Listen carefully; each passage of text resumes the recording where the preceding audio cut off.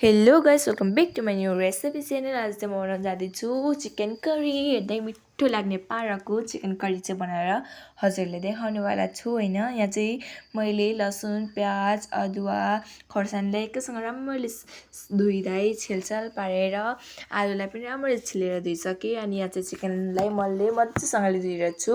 यो चाहिँ मैले तातो पानीले धोएको, हजुरले पनि तातो पानीले धो भने अझै धेरै राम्रो हो होइन, किनकि यो ब्रोइलरको मासु हो नि त। अनि टक्क धोएर रेडी भइसकेको अवस्थामा अनि तेल तातेर अरू दिन 5 मिनट हाल्थेँ, आज चाहिँ जिरा टक्कसँगले पड्काएर प्याज हाल्नु पर्यो। अनि प्याज हालेर मैले अघि कुटेको पेस्ट लसुन अदरक खोर्सानीको पेस्ट हालेर चिकन पनि त्यसकै माथि हालेर अनि बेसार स्वादअनुसार नमक हाल्नु पर्यो। टक्कसँग चलाउनु पर्छ है गाइस। त्यसको पछि चाहिँ अनि राम्रोसँग चलाए पछाडि चाहिँ हामीले आलु पनि यही माथि हालिदिनु पर्ने हुन्छ। आलु चाहिँ मैले एक्स्ट्रा फ्राई गरेर चाहिँ नहालेको, किनकि यसै मन पर्छ नि त। अनि टक्कसँगले यसो फ्राई गर्दा हेर्न सक्नुहुन्छ मिठो मिठो पाराको पनि अलिअलि गर्दै हुँदैछ। अनि यतापट्टि टक्क टमाटर हालेँ आधा पाकेपछि। अनि मिट मसला पनि हालिदिएँ मैले।